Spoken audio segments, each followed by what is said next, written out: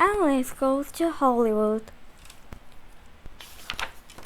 Chapter 1. Alice was an anteater and lived in a jungle. Every day, she dug for ants with her sharp, curved claws. Then she scooped them up with her long, curling tongue. When Alice was full, she curled up in a ball and snoozed in the sunshine. Alice was an anteater. That's what anteaters do.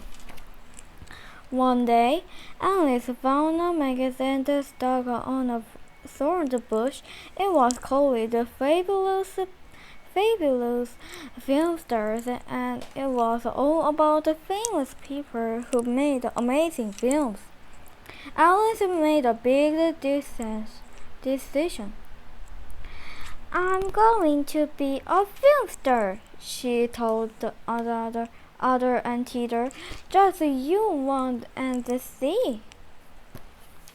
Don't be silly, Alice, said the other anteater. You're an anteater. Eat up your ant, said her mother at supper time. They're your favorite, Alice turning over her snot. Film stars don't eat ants, she said. They're prickly, yucky things.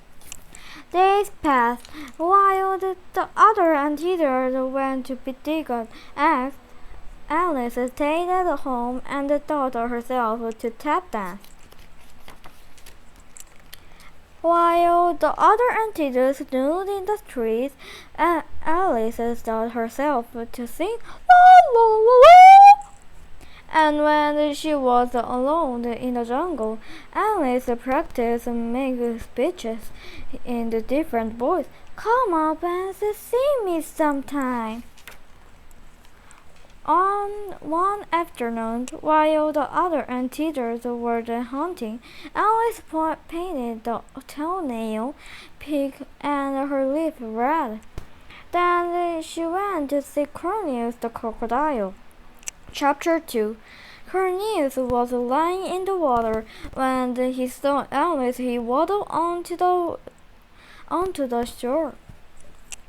Cornelius loved visitors because he loved talking, but sadly Cornelius didn't get many visitors because sometimes he forgot his manners and gobbled them up.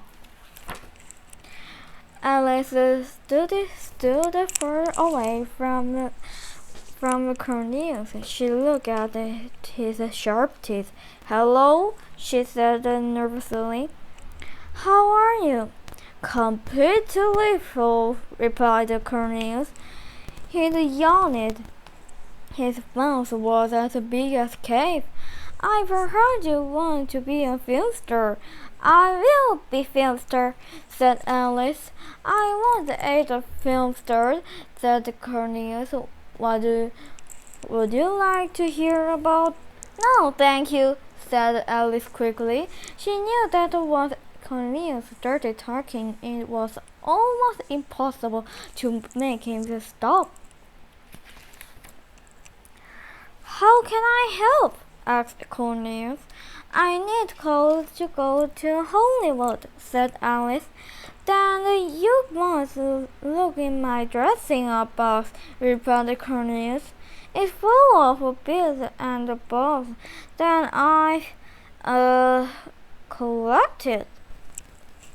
Cornelius ran his tongue along his teeth and waddled back into the water. Alice found a dressing-up box and opened it.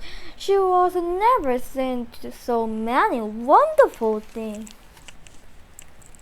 Alice chose a long blonde wig and a blue scarf and a pair of high-heeled sandals, a frilly stained dress, and pink handbag shaped like a heart. She put them on and stared at her reflection in the water. It was amazing. She looked just like a film star. There was just one thing missing. Alice looked about in a dressing room box again and found that she wanted a pair of film star sunglasses. Yes! She cried, punching the air. Then, without saying goodbye to anyone, Alice paddled down the river and took the first plane to Hollywood. Chapter 3. Alice loved Hollywood. She loved the flashing signs and the fast cars and the big fancy hotel, but most of all she loved the film stars. They crowded around her every day. Yee, they cried. Aren't you cute? Men with huge cameras followed Alice wherever she went. Soon her picture was in all the magazines. Alice was delighted. I'm famous, she cried. I'm a film star at last. She caught out her paper, a photograph, and sent it home to the jungle. See, I did it. Love XXX Alice. Film star. Mom and everyone, the jungle far away. There was only one problem. Alice knew she had to be a film star if she wanted to be a real film star, but every time she talked about a job, the film stars asked her the same question. It is true you live in a jungle? What is it like eating ass? One day, Alice met an important film director. He was thin with shiny eyes and looked like an ass. Stink? I want to be a film star, said Alice. But you're an anteater, said the director. An anteater can't be a film star, said Alice.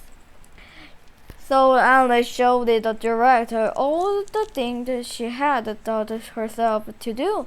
She danced. She sang Do, Re, Mi, Fa, Sol, La, Ti, Do. She made speeches in the different voice. How do you think? Asked Alice in her best Hollywood accent. The director shivered.